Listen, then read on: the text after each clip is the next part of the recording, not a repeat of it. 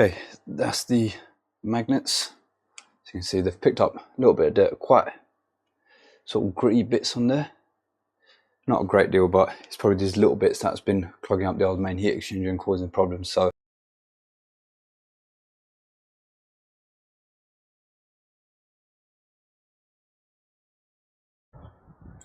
good morning, everyone. Welcome to today's job.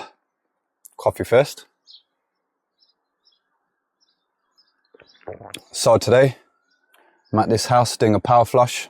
We've got 7 radiators, 2 downstairs, 5 upstairs, and then the extension part is underfloor heating.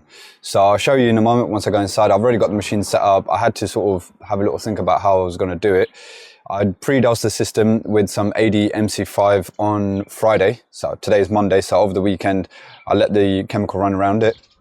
It gives it a little bit of chance to break up any dirt and debris.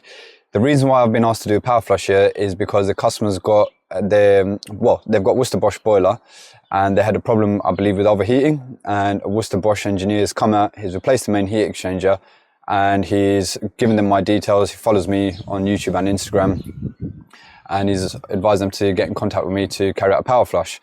So that's what I'm here to do today. So I'll show you in a moment once I get inside how I've set it up and how we're gonna carry on with the rest of the day.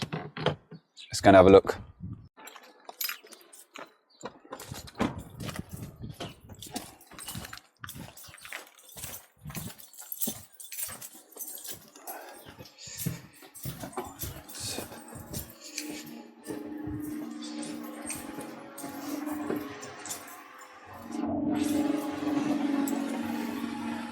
Okay, so it might be a bit difficult to hear over the sound of the machine, but hopefully the microphone's picking up my voice over the machine. So the usual setup, how you guys seen set it up.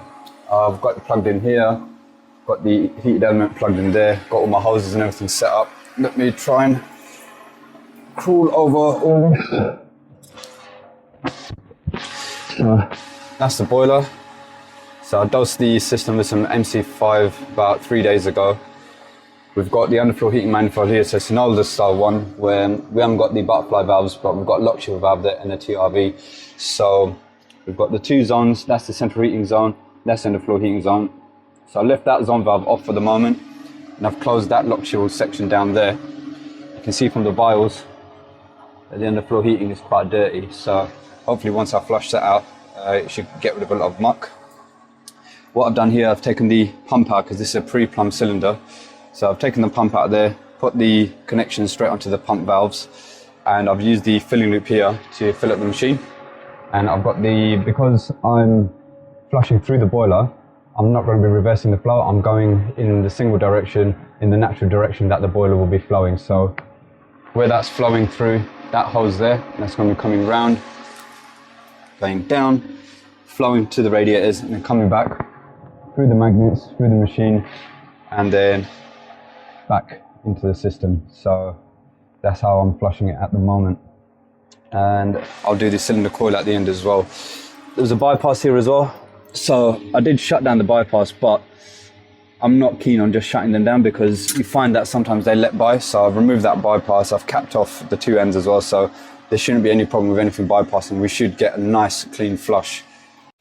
Also, what my plan is with the underfloor heating, so I'm not going to be power flushing through the underfloor heating, but instead what I'm going to do is we've got these 2 flushing or drain points here.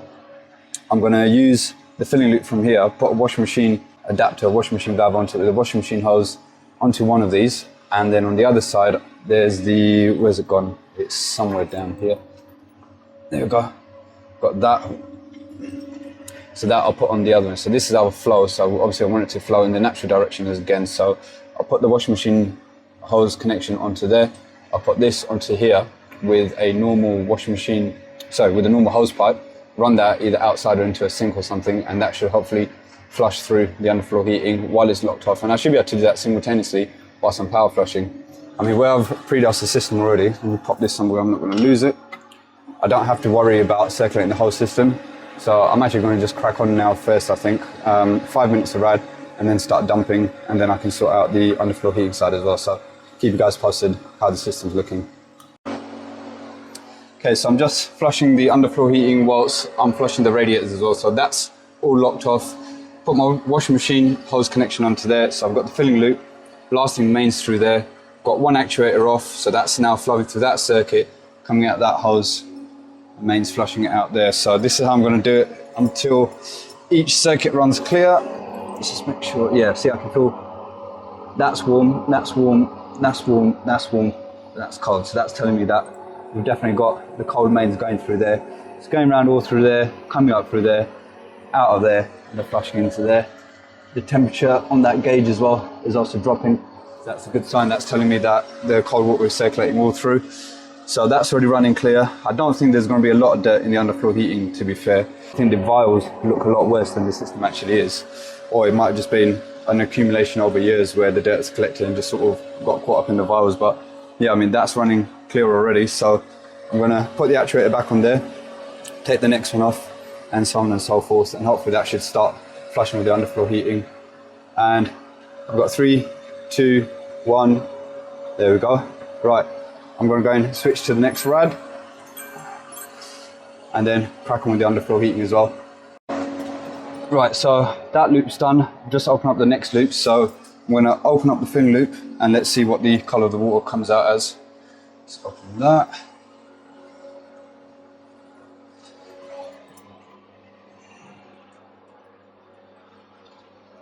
It's getting a little bit murky.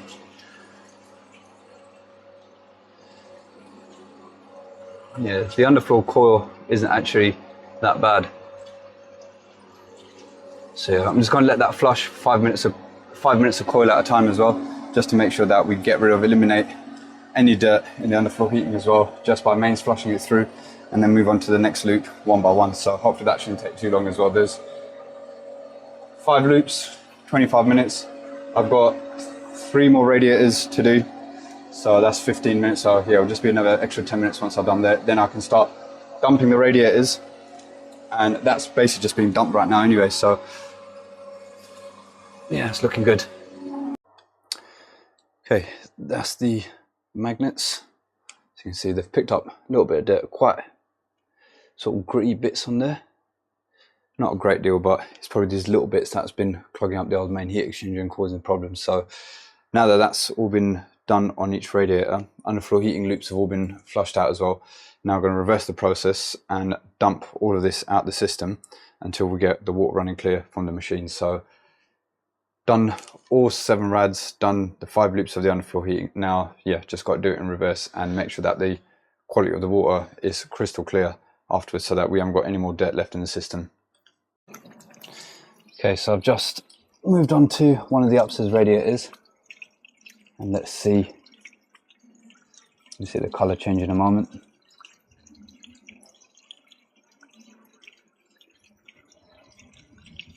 Here it comes.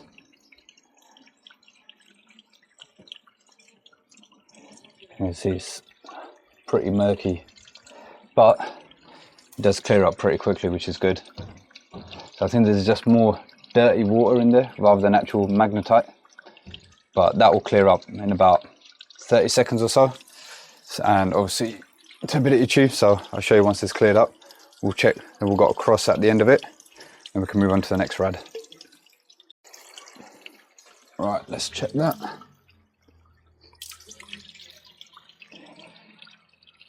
Let the bubbles settle down.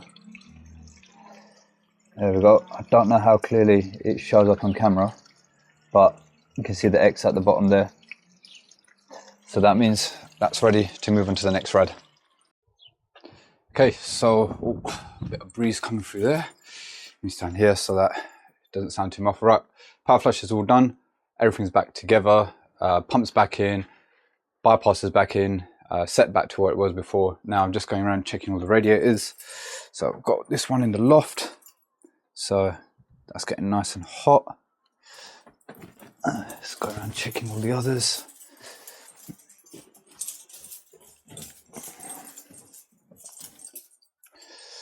So yeah, that one's nice and hot. Yep, that one's good. We've got nice even heat distribution across all the radiators. Yeah, blinding.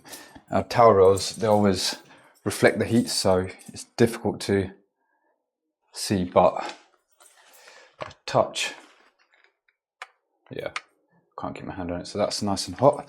And then there's just 2 radiators downstairs, which we'll quickly check. So I've got that one in the hallway, so yeah, nice and hot. So I've got about 50-55 degrees across all the rads, and then there's one more behind this sofa here,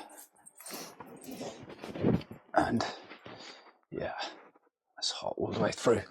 So all the radiators are getting hot, so now I'm going to turn the heating side off and turn the underfloor heating on and let that circulate for a bit as well. Okay, everything's tidied up, underfloor heating is on, so it's going to take a lot longer than the radiators to come through, but you can see the heat signature is coming off of there. Don't know how well it picks it up on camera, but the loops are starting to show up, although still quite faint, but they're definitely coming through.